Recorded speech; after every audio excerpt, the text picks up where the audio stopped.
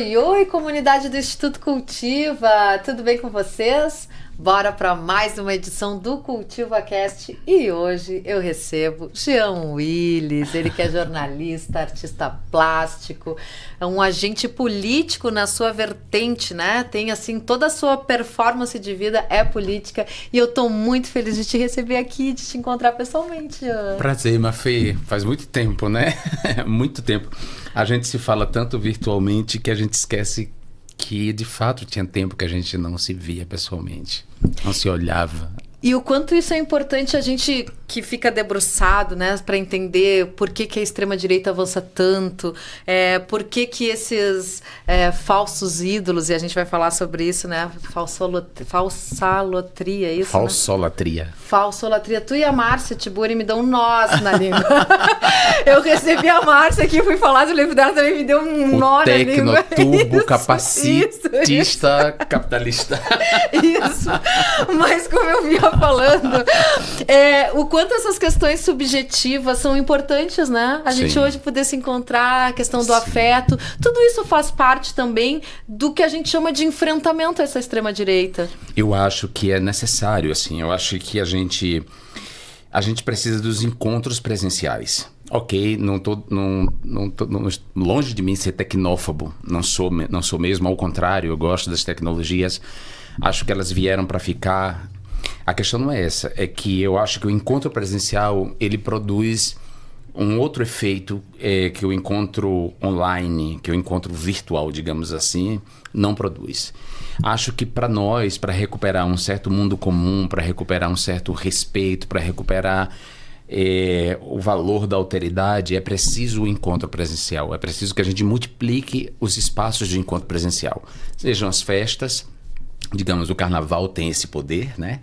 As festas, de uma maneira em geral, onde você sociabiliza, sejam os encontros de sindicatos, de associação de bairro, de leitura de clubes de livros, de clubes de cinema.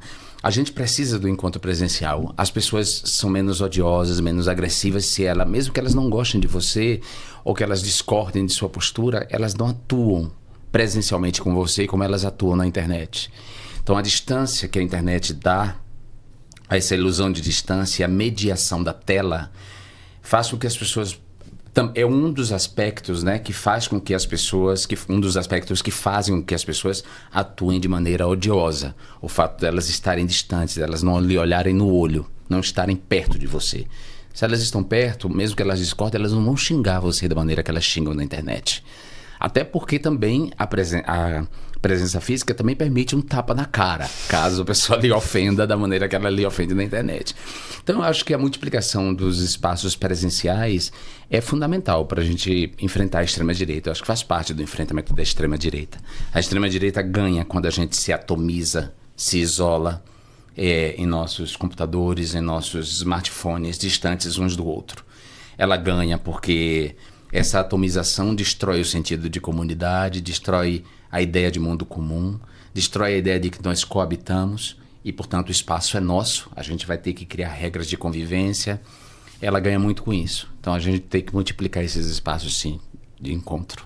E mais do que destruir, ela deturpa, né? Porque quando a gente fala em comunidade, por exemplo, né, o Facebook trabalha com o termo de comunidade, de amigos, sim, ou inclusive a própria deturpação desses conceitos, né, Jean? Mas faz parte da extrema-direita se apropriar de determinados termos e ressignificá-los à sua maneira, né? A própria ideia de liberdade, por exemplo. Se eles gostam muito de falar em liberdade econômica. Milei, por exemplo, se autoproclama libertário, né? O libertarianismo. Eles se apropriam da ideia de liberdade, só que a liberdade ela é relativa. A liberdade não é absoluta. A liberdade sempre se estabelece no espaço entre eu e o outro, né? Eu sou livre para quê e para quem, né? E quem é livre, né? E de que liberdade a gente está falando?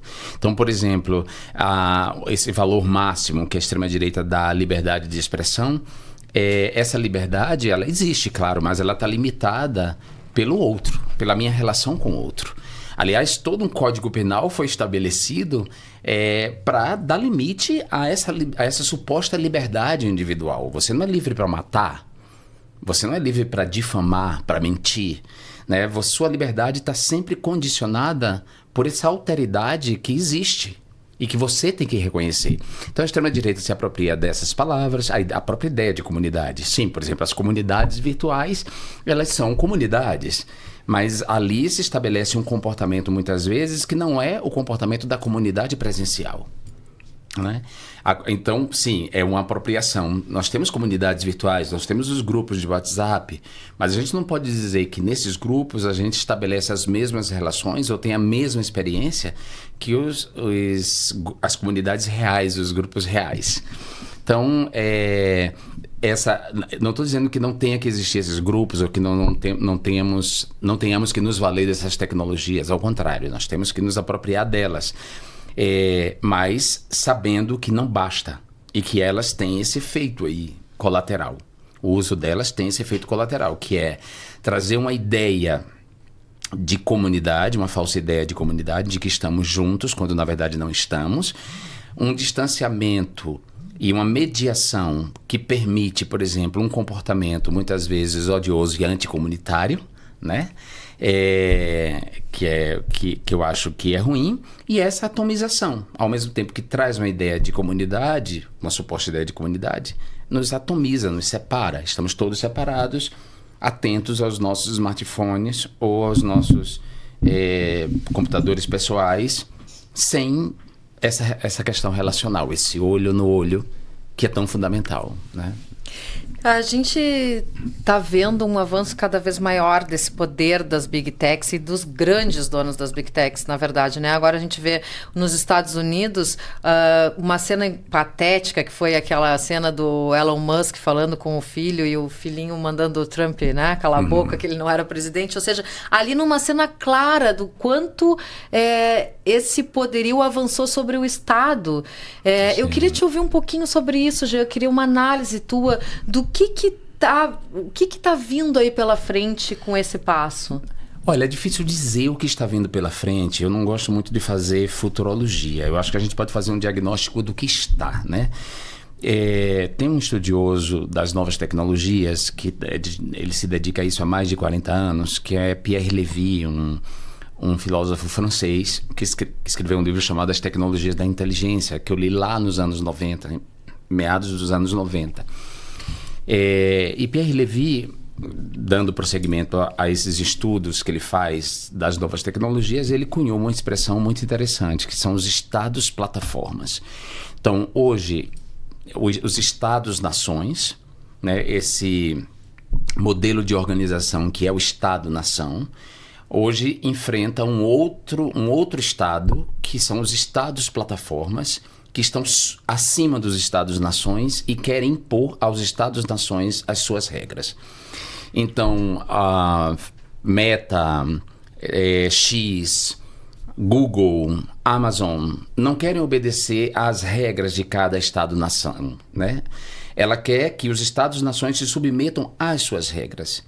E qualquer Estado-nação que hoje ofereça qualquer resistência a esse poder, a esse novo poder, eles atacam, eles desestabilizam. Então, por exemplo, o ataque que o Elon Musk tem feito ao judiciário brasileiro, notadamente ao Supremo Tribunal Federal, tem a ver com isso, com o fato de que o Supremo Tribunal Federal está exigindo que Elon Musk e o X e por sua vez, exigindo que a Meta obedeçam, quer dizer, se adequem às regras da nossa Constituição e da nossa legislação infraconstitucional. Nós temos uma Constituição que é soberana e nós temos uma legislação infraconstitucional.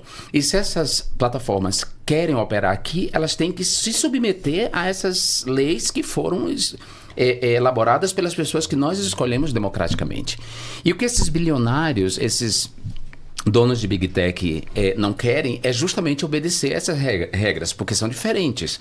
Cada Estado-nação tem sua própria Constituição, cada Estado-nação tem sua própria malha legislativa infraconstitucional.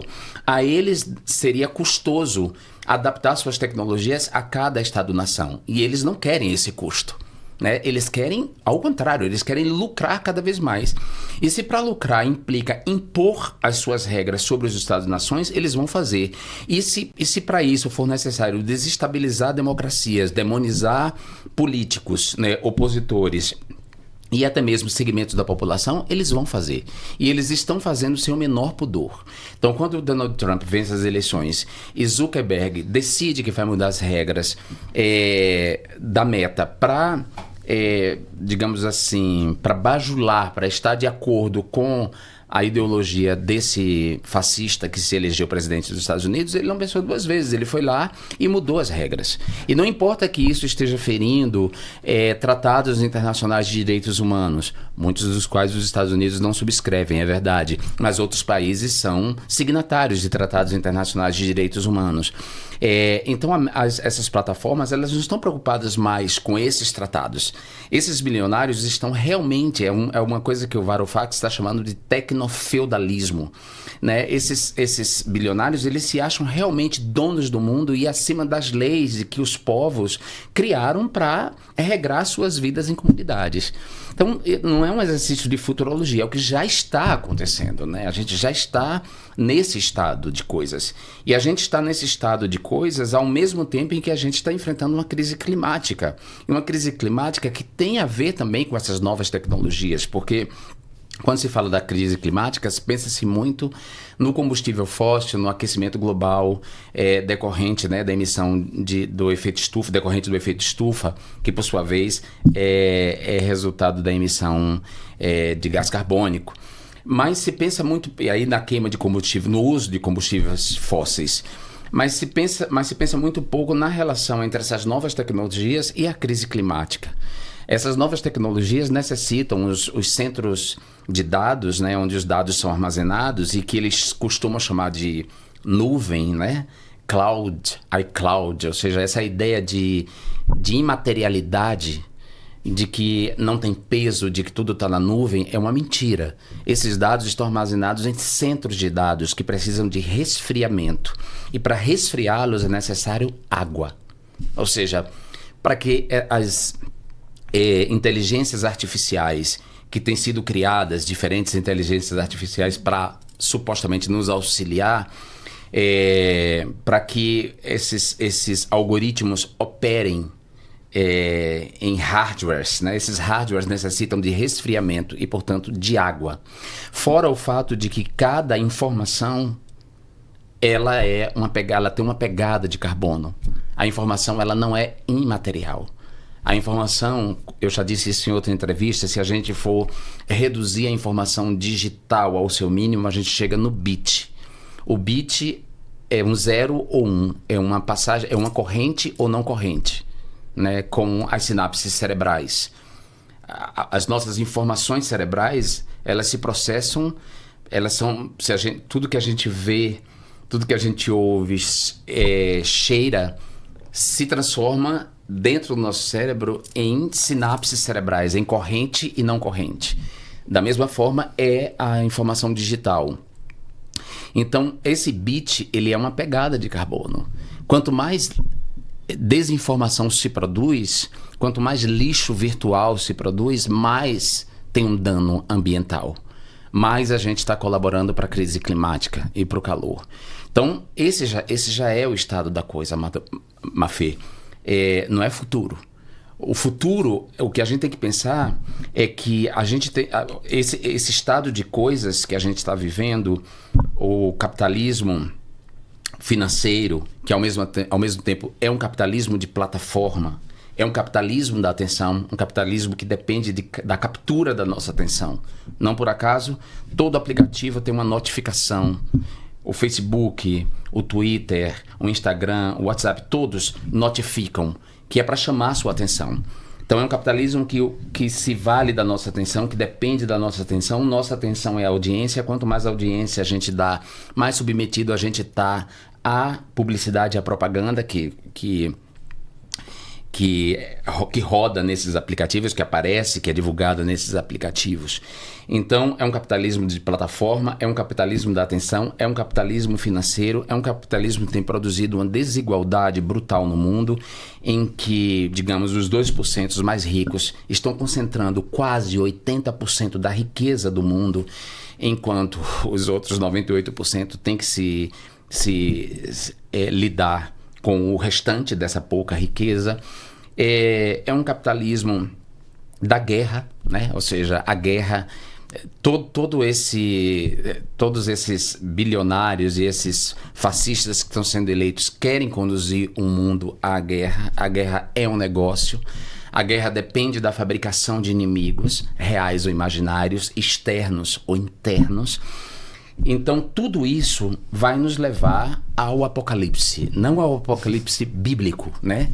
Como os neopentecostais acreditam. Não vai haver o dia do juízo final, nenhum Deus vai descer para julgar os vivos e os mortos. O que vai acontecer é uma extinção em massa da nossa espécie, como outras espécies já foram extintas nesse planeta que é velhíssimo e que sabe se refazer. A gente está sendo conduzido, sobretudo pelos mais ricos, para esse apocalipse. Então eu acho que pensar no futuro hoje é pensar um futuro que detenha o apocalipse. Nós não podemos naturalizar o fim do mundo como a gente está naturalizando, né? Achar que não tem saída, que o carro vai para o abismo e vai. Não, a gente tem que frear esse carro. A gente precisa imaginar o fim desse capitalismo. A gente precisa pensar em soluções que não passam só por refrear o consumo individual, né? Não basta refrear o consumo individual, porque o capitalismo ele opera numa falta de lógica. Basta você ver, por exemplo, agora as toneladas de comida jogadas fora para manter determinados preços de determinadas mercadorias. Então, não basta que eu freie meu consumo individual. Ok, isso também é importante, que cada pessoa freie o seu consumismo. Mas é preciso que a gente imagine outras formas de produção da riqueza, de produção e distribuição da riqueza, que não seja essa forma capitalista. Então, falar em futuro hoje, eu não quero falar mais da distopia, porque a distopia ela já está aí, né? E fora esses aspectos que eu ressaltei, tem um outro aspecto da distopia que a gente está lidando, que é esse devir ciborgue, né? Ou seja, somos cada vez mais ciborgues, como disse a Dana Haraway. Estamos cada vez mais imbricados com a máquina.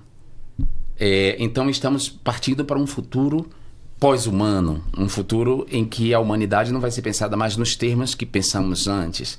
Dependemos cada vez mais das máquinas, não podemos abrir mão delas. Mas como é que a gente vai usar e lidar com as máquinas de maneira que nos beneficie de verdade, né? E que as máquinas não se tornem nossas inimigas, né? Como é que a gente lida com essa robotização, pensando ao mesmo tempo como é que a gente vai absorver essa mão de obra que vai ficar disponível aí. A palavra não é disponível, mas enfim, tem toda uma mão de obra que vai ficar sem função. Obsoleta, exatamente. E sem função quando a robotização avança, quando a inteligência artificial começa a fazer determinados trabalhos. O que é que a gente vai pensar de solução? Uma renda básica universal que garanta às pessoas uma vida digna mínima de comida e dignidade. A gente vai permitir que a maioria das pessoas se dedique a outras atividades como o pensamento e as artes, né? Ou a gente vai matar, me parece que é o que no momento está acontecendo, né? Esse excedente humano está servindo para a indústria da guerra, para morrer com bucha de canhão na indústria da guerra, ou nos genocídios como esse que a gente está vendo televisionado e transmitido, né, como o que está acontecendo na faixa de Gaza. Ou seja, então, eu acho que o desafio, Mafê, é a gente pensar como deter essa marcha destruidora, né? E aí, ao pensar nisso, eu penso muito nas novas gerações, eu penso nos meus sobrinhos, por exemplo, né? Eu quero deixar um mundo melhor para os meus sobrinhos e quero que meus sobrinhos sejam melhores para o mundo. Não basta com que a gente deixe o mundo melhor para as pessoas, mas pessoas melhores para o mundo. Então, a gente tem que se voltar para essa nova geração. Educar essa nova geração para o senso de comunidade. Educar essa geração para o mundo comum. Educar essa geração para as novas tecnologias. Educar essas novas gerações para o fato de que o mundo, como a gente conheceu, ele desapareceu, está desaparecendo, e que eles têm um novo mundo e novos desafios. Eu tenho pensado nisso, tenho me dedicado um pouco a isso, é o que eu tenho feito como um intelectual público, né? É a melhor palavra, acho que me define. Ótimo, adorei. É intelectual público, porque eu sou um ativista, eu sou escritor, eu sou um artista visual. E para resumir tudo isso, essa multiplicidade, eu diria que eu sou um intelectual público. Então, como intelectual público, eu tenho muito pensado nisso, né? Pensado que a gente precisa de alternativas agora, alternativas discursivas, alternativas organizacionais, né? Os partidos com urgência precisam se pensar. Os partidos funcionam num modelo que não seduz, né? A partir de um modelo que não seduz mais, que não dialoga mais com a massa, com as múltiplas massas. A gente não tem agora uma massa, uma única massa, mas nós temos múltiplas massas. Nós temos uma espuma, para usar a metáfora do Peter Stolojajc. Eu trato disso muito nesse livro, né? Falsolatria. De como a gente vai vencer esse momento da falsolatria. A gente está vivendo um momento do culto ao falso, à falsidade. E aí eu quero me voltar a uma educação mesmo, uma educação que seja de mão dupla, que não seja de mão única. A gente não pode ter também a fantasia de que a gente não tem o que aprender com as pessoas têm o que ensinar. Eu digo assim, os mais pobres, as pessoas das periferias, as comunidades indígenas, essas pessoas, elas estão sobrevivendo há muito tempo. Então elas têm o que nos dizer e nós temos o que dizer para elas, né? E eu digo isso porque eu venho de uma comunidade pobre, vivi toda a minha infância e adolescência numa periferia muito pobre, e que a gente tinha as nossas formas de se virar. Desde um tipo de economia que os indicadores econômicos não captavam, que é essa economia solidária, né? Solidária da vizinhança, né? Oh, Mafê, tem um copo de açúcar para mim, né? Ah, pode me emprestar um pouco de óleo, sabe? Essa coisa que os indicadores não captam, essa solidariedade que está desde essas soluções até a ponga no ônibus. Não estou dizendo que as pessoas tenham que pongar em ônibus, mas as pessoas, elas vão se virando da maneira que elas podem dentro da precariedade. Então nós temos sim o que aprender com elas, mas nós temos também o que dizer para elas. Ou seja, esse saber outro, esse saber universitário, acadêmico, esse repertório que a ciência moderna nos deu, ele também tem um valor, certo? Com toda a decolonialidade, com todo o processo de descolonização que estamos vivendo, sim, esse saber tem um valor. E é preciso que a gente também entenda que esse valor tem que ser partilhado. E aí eu vou dar um exemplo muito concreto. As pessoas precisam entender o básico de política, né? Essas novas gerações. Se você quer ser um ativista, você precisa entender o que é o Pacto Federativo, o que é um município, o que é o Estado, o que é a nação. Qual é a função de um vereador para você saber que você não pode banalizar a eleição para vereadores, como é banalizada hoje no Brasil, em que as pessoas votam de qualquer jeito, não escolhem bem os seus vereadores.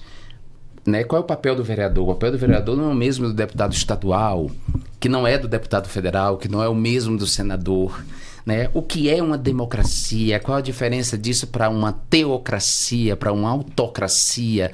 Ou seja, esses termos, essa educação política básica, ela é necessária para esse enfrentamento que você falou no início da nossa conversa. E eu estou dedicado um pouco a isso agora. Eu acho que essas novas gerações precisam desse beabá básico. Elas têm muito a dizer, né? Elas têm muita coisa interessante do ponto de vista da experiência, da vida. A gente tem que fazer o papel da escuta, mas elas também têm muito a aprender. E é louco dizer isso num momento em que todas as informações estão disponíveis. Só que é uma entropia, né? Muita informação. E quando tu fala sobre a nova geração eu estava justamente pensando aqui enquanto tu falava, o quanto também a gente já está atrasado nessa disputa ou nessa conquista dessa nova geração, nessa educação dessa nova geração, porque as redes, né, a extrema-direita já está lá na frente. A gente tem hoje os coaches mirins. A gente está atrasadíssimo. E a gente está atrasado em pensar a escola e a educação formal nessa relação com as novas tecnologias. E eu digo aí, não é só o Ministério da Educação, as secretarias municipais e estaduais, ou seja, a educação formal, ela não está pensando essa relação com esse mundo que se transforma. O mundo está se transformando de maneira tão veloz que, por um lado, é por conta disso. Essa velocidade impede que a burocracia estatal acompanhe. Por outro lado, falta inteligência mesmo nesses lugares. Inteligências que possam pensar e possam propor outros modelos de educação formal que disputem essa nova geração. Com a extrema-direita, que disputem essa nova geração com as seitas, né? As seitas políticas e as seitas religiosas. Falta isso, e me desespera, porque quando eu vejo que falta, me dá uma sensação de impotência, porque eu não vou falar com esse trabalho meu de intelectual público, esse trabalho que eu faço com a Márcia, não alcança todo mundo, né? Não é uma coisa que vai alcançar todo mundo. Eu adoraria que pudesse alcançar mais gente. Eu queria ter corpo, ter disposição, ter tempo. Eu queria ter uma caravana para ir rodando o país e fazendo isso, mas não tem. E aí as instâncias, as instituições que poderiam pensar isso de maneira mais objetiva, porque inclusive tem os recursos para pensar, que são os partidos, eles não estão pensando, porque eles estão cheios de homens do século XX, sobretudo. E eu digo homens mesmo, assim. Os dirigentes partidários são, em sua maioria, homens, e homens do século XX. Os que não são do século XX têm a cabeça no século XX. Não estão pensando nessas transformações todas que eu citei aqui, que vai dessa ideia de uma pós-humanidade, de um futuro cada vez mais ciborgue, né, até mesmo na implosão dessas categorias binárias que nos nortearam até agora, né? Ou seja, o ciborgue implode o gênero. Né? As pessoas transgêneras, elas já são uma realidade. Por mais que haja uma resistência contra a forma como a linguagem representa as pessoas transgêneras, e aí vê a anedota do Todes, por exemplo, né? As pessoas transgêneras, elas são cada vez mais uma realidade. As pessoas não binárias são cada vez mais uma realidade, porque há transformações em curso mesmo. Ou seja, qual é o gênero de um ciborgue? De uma pessoa que é biônica, que é metade, que perdeu, por exemplo, sua genitália num acidente, que hoje tem uma prótese. Qual é o gênero dela, né? Se a gente for atrelar o gênero ao sexo biológico, essa pessoa deixa de ter gênero, né? Essa é uma pergunta. Então, quando a pessoa tem um sexo biológico e ela não se identifica com o gênero que a sociedade faz corresponder a esse sexo, ela é transgênero. Então, falta inteligência pensando tudo isso, pensando essas transformações e pensando as transformações desde o micro até o macro, os estados, plataformas, como é que a gente vai enfrentar o exército de robôs que atuam dentro dessas plataformas. A gente já está lutando contra robôs mesmo, como em Matrix. Ou seja, os ataques que os robôs fazem às nossas postagens, o monitoramento, o mapeamento psíquico nosso a partir dos algoritmos, do uso que a gente faz dessas redes, do que a gente curte, do que a gente acessa, do que a gente pesquisa, de com quem a gente fala, do que a gente compra. Ou seja, um modelo de nós, um modelo, um mapa da nossa psique que está na mão dessas pessoas. E que usam esse mapa para nos manipular, não só para vender mercadoria, mas para nos manipular, para produzir crises políticas. Lamentavelmente, eu não vejo muita gente dentro, na esquerda, pensando isso, né?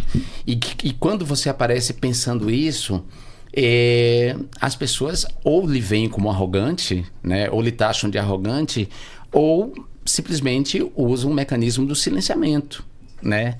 De lhe silenciar, de lhe tirar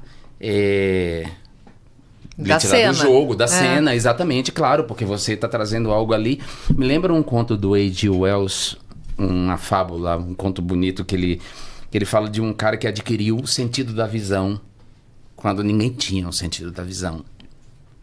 E ele tenta convencer as pessoas de que existe esse sentido, que ele vê as coisas. E a multidão vai lá e arranca os olhos dele no final do conto. Quer dizer, em vez de você compreender que tem um novo sentido, você vai lá e arranca os olhos. Ou a metáfora que eu tenho certeza que o Saramago se inspira no conto de A.G. Wells para escrever um ensaio sobre a cegueira.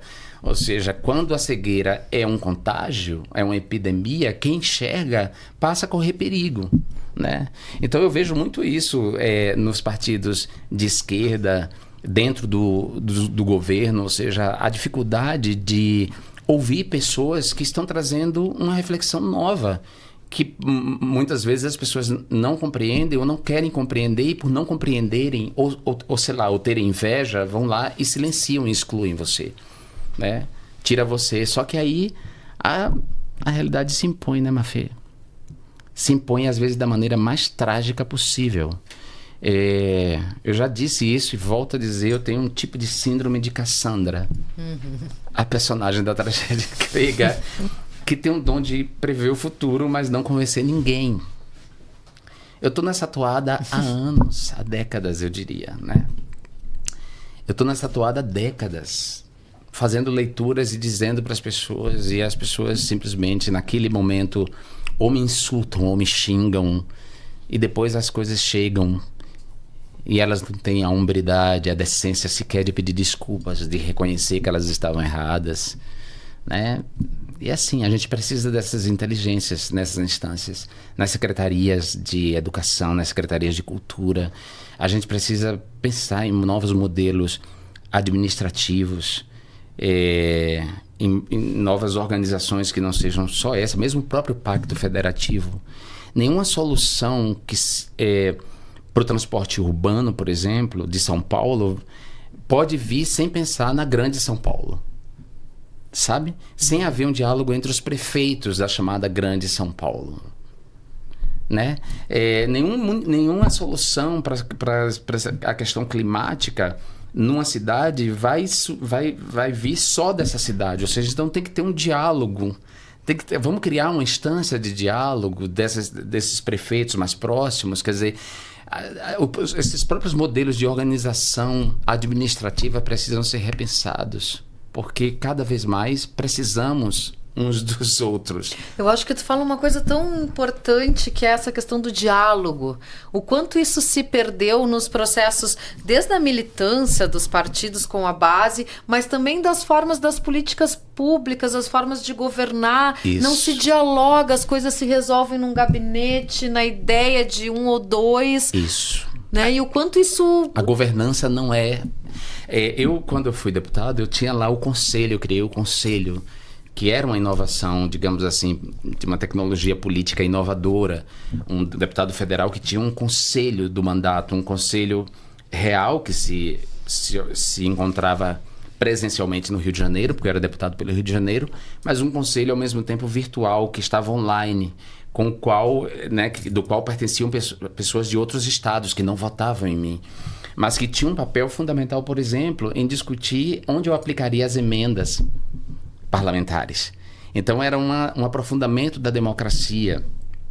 E essa experiência que eu apresentei, ela não foi absorvida que eu saiba, por nenhum outro deputado. Eu acho que a Sâmia Bonfim faz isso. Mas veja que nem os deputados da esquerda fazem esse exercício democrático de criar cada um. Imagine se cada um daqueles mandatos tivesse um conselho. Como nós participaríamos muito mais do processo democrático e como os mandatos seriam muito mais transparentes.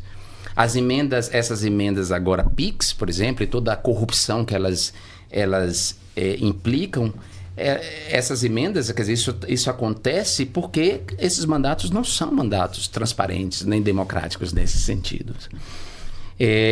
Então, esse diálogo está faltando. E o diálogo, assim, o diálogo implica em você reconhecer muitas vezes que você não sabe. Eu sou muito feliz pela minha ignorância. Cada vez que eu me descubro ignorante numa coisa, eu fico... Cada vez que eu descubro uma coisa nova e descubro que eu era ignorante em relação àquilo, aquilo para mim não é um problema. Eu fico feliz de aprender. Eu estou aprendendo cada dia, cada assunto novo. Muita coisa me interessa, dá para ver, né? Que muita coisa me interessa. Então eu não sou... Eu acho que a arrogância da ignorância, a ignorância arrogante, ela é uma desgraça. Né? E aí eu acho que o diálogo é bom quando você reconhece que você não sabe, que o outro traz uma informação nova e que você pode levar uma informação nova ao outro, mas é fundamental que você não tenha uma postura reativa em relação a quem traz algo novo. Ou mesmo que isso seja um problema, mesmo que alguém faça um diagnóstico que seja problemático. Porque eu falo isso também no livro Falsolatria, né? Sobre a subjetividade de seita. A gente está vivendo um momento em que as subjetividades construídas são subjetividades de seita. E na seita, você obedece a dogmas. Nas seitas, as seitas estão blindadas contra a verdade. As seitas produzem isolamento. As seitas são uma repetição de slogans. A seita é o culto ao líder. O líder nunca pode falhar numa seita. Então, essa subjetividade de seita, ela está em toda parte, né? Ela está no movimento identitário, ela está na direita, por suposto, né? É onde mais se produz a subjetividade de seita, mas ela está na esquerda também. Então, às vezes, eu fico muito preocupado que muita gente tem um comportamento de seita em relação a Lula, por exemplo. Né? Você não pode fazer nenhum comentário, nenhuma crítica a Lula que você é insultado e de maneira odiosa nas mídias sociais. E é curioso que os insultos contra você são muito parecidos com os insultos da extrema-direita. Então, na hora de odiar, as pessoas ficam muito parecidas. O espectro político se estreita, né? A pessoa odiosa, não importa que ela seja de direita ou de esquerda, ela é igual. E aí ela bota para fora os mesmos preconceitos. Ela insulta você pela sexualidade, né? Ela insulta você pela procedência. E tudo isso porque você faz uma crítica justa. Quer dizer, né, pra gente ficar no exemplo de Lula, Lula é incrível. O melhor presidente que esse país já teve, inegavelmente. Né? É um dos grandes estadistas que o mundo já produziu. É verdade. Fez os 2 melhores governos, né, republicanos e democráticos do país. Certo, tudo isso é verdade. Não fôssemos nós e ele, porque não foi um trabalho só dele, foi um trabalho nosso. A gente fez um trabalho, uma grande frente para vencer o fascismo em 2022. Mas a gente precisava de uma figura como ele. Precisávamos, e somos gratos à figura, da mesma forma que eu acho que ele deve ser grato a toda a mobilização que nós fizemos, né? Agora, isso não quer dizer, tudo isso, o reconhecimento disso, não impede de dizer que Lula tem uma personalidade tão solar que ele, de fato, não deixa lideranças crescerem em volta dele. Isso é fato. Alguém vai dizer, mas ele elegeu Dilma. Sim, ele elegeu Dilma, né? Quer dizer, ele ungiu Dilma. Sem a unção dele, Dilma não seria eleita. Então, isso me preocupa. Que ele não tenha, que a gente não tenha lideranças que possam competir com ele, sejam tão boas, ou até que não sejam tão boas quanto ele, mas que possam competir. Quem perde é a gente, entendeu? Assim, quem é que a gente tem hoje, assim, que chega mais próximo? Mas mesmo assim, quando chega perto dele, né, perde um pouco a Marina, né? A própria Dilma, né? Ou seja, Lula é uma personalidade, e a gente tem que reconhecer isso. Ele é uma personalidade solar, ele é um macho alfa da política, né? Um macho alfa da política, em geral, tem uma dificuldade mesmo de deixar que outros cresçam. Então, você fazer essa crítica não é que você esteja atacando o presidente Lula, longe disso, né? Mas quando você faz, você ataca, né? Vem aí a seita. Como é que a gente vai avançar sem a crítica, Mafê? Eu te pergunto. Como é que a gente vai avançar se a gente não reconhecer que a gente não é superior moralmente? Que a gente não tem a superioridade moral só por ser de esquerda? Que a gente não tem a superioridade moral só porque a gente é minoria? Quando é que a gente vai combinar esse exercício crítico que envolve... ou seja, nós somos de esquerda, portanto, as questões coletivas nos interessam. Mas isso não quer dizer que a gente perca a perspectiva sobre o indivíduo, né? Então, até quando a gente não vai fazer a crítica a essa ideia de povo, né? Quando é que a gente vai tratar os operários como esse coletivo, esse bloco monolítico, como se os operários não fossem indivíduos que se identificam individualmente com coisas que a esquerda não aprova ou não deveria aprovar, como, por exemplo, o fanatismo religioso, a intolerância religiosa, a homofobia, por exemplo.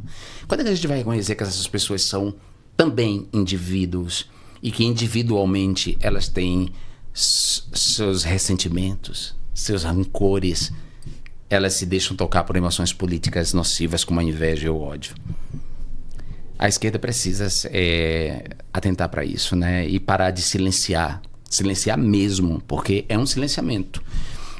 Eu noto que, por exemplo, desde que eu comecei a fazer as críticas assim mais, sobretudo na relação lá que rolou com Paulo Pimenta, a própria chamada imprensa de esquerda foi me tirando espaço, né? Se antes eu era convidado dia sim, dia também para as lives, eu simplesmente deixei de ser convidado. E deixei de ser convidado não só porque, de alguma forma, essas empresas precisam da grana da SECOM, mas também porque a reflexão, aquelas pessoas também parecem que estão dentro de uma seita. Se você não vai ali para repetir o que elas estão acostumadas a ouvir, e o próprio público que está ali ouvindo, você não repete esses slogans, esses clichês, você também já começa a ser insultado. É que a reflexão, ela te coloca diante do espelho, né? Ela te coloca diante de ti mesmo, assim. Então, tem toda essa questão do poder por trás disso, óbvio, dos interesses, mas refletir, questionar, criticar, te coloca na frente do espelho e faz com que tu repense também a ti. Exato. Né? E muita gente não quer repensar a si, não quer se ver, né? Ou não quer ver sua outra face, né? Mas ao mesmo tempo, eu digo isso assim, eu falo sem nenhum ressentimento. Não estou pedindo que as pessoas me convidem, não. Olha só, vocês estão ouvindo. Eu acho até que é menos trabalho para mim. Mas eu falo de uma coisa mais ampla para nós, né? Em relação à humanidade mesmo, a nós, a democracia, a gente precisa desse exercício. A gente precisa ouvir as críticas, a gente precisa dialogar, a gente precisa saber limites, a gente precisa deixar de ser paternalista, a gente precisa deixar de ser condescendente, né? Se a gente não pode ser condescendente com os golpistas de 8 de janeiro, e não devemos ser mesmo, e a gente não pode dizer permitir que haja anistia, se a gente não pode ser condescendente com aquela histeria coletiva, com aquele ataque, porque aquelas pessoas estavam movidas por um processo de desinformação ali que atuou sobre a psique delas, elas enxergavam o mundo de outra maneira, né? A subjetividade de seita estava operando ali mesmo. Se a gente não pode ser condescendente com elas, né? Porque ao mesmo tempo existia ali indivíduos que fizeram a escolha deliberada de irem lá destruir o patrimônio e fazer vídeos ameaçando o ministro Alexandre de Moraes, o Lula, a gente também não pode ser condescendente com os operários e a massa de trabalhadores, como se a massa de trabalhadores não fosse feita de indivíduos, né? Então, a esquerda, esse jargão da esquerda, que é um jargão do século XIX, não diria nem do século XX, ele precisa ser repensado. A gente precisa, sim, entender que essas pessoas têm uma classe, uma identidade de classe, que o capitalismo conforma uma classe que performa. A gente não pode esquecer que, ao mesmo tempo que isso acontece, existe o indivíduo. O poder também produz os indivíduos. E os indivíduos existem, né? O coletivo, ele não opera... a identidade coletiva, ela está lá, ela existe, ela opera dentro da gente. Mas dentro da gente também opera o indivíduo. Não, e o indivíduo, inclusive, acho que dá o tom da coletividade também, né? Sim, às vezes a coletividade conforme a coletividade opera dentro do indivíduo. A classe, por exemplo, ela se inscreve profundamente em nós, a identidade de classe. Né? Eu vejo em mim, na questão mais básica. Se eu entrar na sua casa, por mais liberdade que você me dê, eu não vou abrir a geladeira sem pedir a você. Eu vou dizer, Mafê, eu posso abrir a geladeira? Isso é uma inscrição profunda da classe em mim. De pedir permissão, porque minha mãe era empregada e quando ela ia entregar roupa, a gente ia com ela e tudo, ela dizia, você não pode fazer nada sem você pedir. A inscrição da classe está na dificuldade das pessoas pobres de entrarem no Teatro Municipal de São Paulo, sem que aquela monumentalidade não as oprima, não as constranja. A classe está inscrita quando as pessoas ficam mal de irem na loja de grife, na área de grife dos shopping centers, porque elas só veem brancos, porque os preços, ou seja, a classe, ela se inscreve profundamente em nós. Essa identidade coletiva, ela se inscreve e ela forja a nossa subjetividade. Mas aí nesse sentido, aí é Marx, né? Aí eu vou trazer Sartre, para dialogar com Marx. Aliás, Sartre buscou muito dialogar com Marx. Ou seja, a gente não pode desconsiderar que, apesar disso, do poder ter uma vida psíquica da classe se inscrever profundamente em nós, existe uma margem ali chamada consciência, né? Que está dentro da gente, um sentido de mim mesmo que implica uma certa liberdade e, portanto, uma responsabilidade em relação às minhas escolhas. Senão tudo vai ser desculpado pela classe. Senão tudo vai ser desculpado pelas instâncias superiores.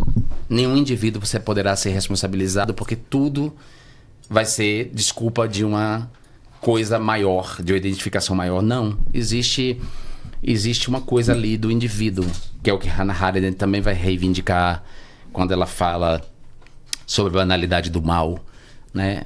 Em Eichmann em Jerusalém. Ou seja, aquele sujeito não poderia chegar ali no tribunal em Jerusalém e dizer, eu estava cumprindo ordens. Simples assim, você estava cumprindo ordens, mas você não conseguia pensar nas consequências dos seus atos.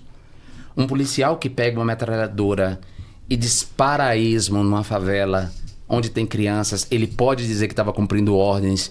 Eu estava cumprindo ordens de combate ao narcotráfico. Mas e você? Não estava vendo criança ali? Você tem que ter uma certa responsabilidade pelos seus atos. Você tem que ter um pensamento, que é o que aí a Hannah Arendt vai chamar isso, né? O vazio de pensamento é quando você não pensa, quando você não para pensar, né, na implicação básica desse ato. Você tem que pensar. Então a gente não pode ter essa condescendência. Essas pessoas fizeram escolhas, elas se identificaram, tem a desinformação operando sobre elas, tem as fake news, tem tudo isso operando, mas existe uma coisa ali dela, que leva à identificação. E principalmente depois quando ela descobre, né? Quando ela descobre a verdade dos fatos e ela segue praticando aquilo, aí, né? Aí mais ainda a dimensão da responsabilidade e da escolha e da identificação tem que ser levada em conta. Então, eu tô dizendo tudo, fazendo essa viagem filosófica toda para falar dessa mudança que precisa vir, né? E de um pensamento que acompanhe essas transformações do mundo, que vejam todas essas questões, né? Que pare de olhar pelo espelho retrovisor, que renove o seu vocabulário, né? A gente precisa renovar mesmo. Quando tu fala sobre isso de olhar para o espelho retrovisor e de não acompanhar essas mudanças, a gente se questiona que essa esquerda se transformou numa esquerda conservadora. Sim, mas é uma parte dela, né? Eu acho que assim, o desafio que as esquerdas precisam encarar é como a gente vai conciliar, como é que a gente vai elaborar esse pensamento, porque a questão é elaborar, como é que a gente defende a liberdade individual e a capacidade de emancipação do indivíduo, de exercer e de ser quem ele é, né? E aí vai desde a liberdade da mulher de decidir se quer ou não ser mãe, meu corpo, minhas regras, até a decisão de uma pessoa de encarnar o gênero que melhor deixe ela feliz. Como é que a gente combina essa liberdade, esse exercício de liberdade com, ao mesmo tempo, a ideia de que partilhamos esse mundo, vivemos num mundo comum e, portanto, as soluções têm que vir da comunidade. Como é que a gente combina esse exercício da liberdade com a ideia de combate à desigualdade material? O que está faltando é gente que formule essas duas coisas. E aí eu digo que está faltando, mas eu estou aqui formulando. Não, e cada questão tua que tu levanta, eu já penso mais uma coisa. Mas eu tô aqui formulando. Mas eu acho que a gente precisa mais de gente assim, que faça esse exercício, né? Que pense essas coisas, porque aí vira um jogo de acusações. Os identitários esquecem da classe. Esquecem que o trabalhador, o oprimido, que a luta é contra o capitalismo. Sim, a luta é contra o capitalismo, mas como é que a gente luta contra o capitalismo sem abrir mão da liberdade, como disse Rosa Luxemburgo, né? Não por acaso era uma mulher, né? Uma mulher socialista que sendo uma mulher poderia pensar nessa dimensão da liberdade, né? A gente quer um socialismo que não abra mão da liberdade. A gente quer um mundo sem pobreza, mas que leve em conta a liberdade das pessoas pobres de exercerem a liberdade de exercerem quem elas são, de serem quem elas são. Então, essa construção eu tentei fazer durante os meus 2 mandatos do ponto de vista prático, pragmático, legislativo, das leis que eu propunha, né? Desde as leis sobre o salário mínimo até a lei de regulamentação das drogas, por exemplo, né? Eu tentei fazer isso na prática com um mandato e faço isso no discurso e na minha prática de vida, mas eu sinto muita falta disso hoje no chamado campo das esquerdas, né? De alguém que faça esse trabalho assim de maneira mais institucional. Ai, gente, maravilha. Eu falo, né? Ai, adorei. Se me der um copo d'água.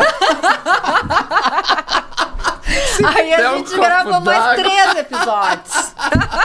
Obrigado, Mafê. Ai, bom demais, Obrigado. sabe? Muito obrigada por todas essas reflexões tão necessárias, sabe? Eu tive conversando aqui com a Márcia e é impossível não trazer também as falas dela quando a gente conversa, porque ela falava o quanto a gente precisa, e talvez o grande desafio é isso, é refletir, a gente precisa questionar, a gente tem que acabar com as verdades absolutas, né? A gente precisa cada vez mais se questionar, cada vez mais perguntar, cada vez mais explorar as nossas curiosidades, sim, né? Sim, é isso, é buscar conhecer. Aliás, para quem ouviu aqui, o livro Falsolatria, você pode comprar pelo site da Editora Nós, né? É uma parceria da Editora Nós com as edições Sesc São Paulo. Pode comprar pelo Amazon ou nas lojas do Sesc, as lojas livrarias do Sesc. É um livro que faz parte de uma coleção chamada Filosofia Pop, cuja coordenadora é a Márcia Tiburi. O livro dela é o livro 0, chama Pop Filosofia. O meu é o livro 1, chama Falsolatria. É um livro curto, objetivo, assim, mas ao mesmo tempo um livro com rigor e um aprofundamento. É um livro para falar para todo mundo. Eu digo que ele é ideal para os cursos de ensino médio e de graduação, porque, né, um diagnóstico do que a gente está vivendo. Então, quem quiser comprar vai ser bom. E é bom para mim também, como autor. Ai, com certeza. Gente, esse foi o CultivaCast. Bom demais. Eu quero pedir para vocês curtirem, compartilharem, comentarem. Não esqueçam de se inscrever no canal no YouTube, no Spotify. Engajem no nosso conteúdo, é muito importante para nós. Foi bom demais, como eu falei. Até a próxima. Tchau, tchau. Beijos.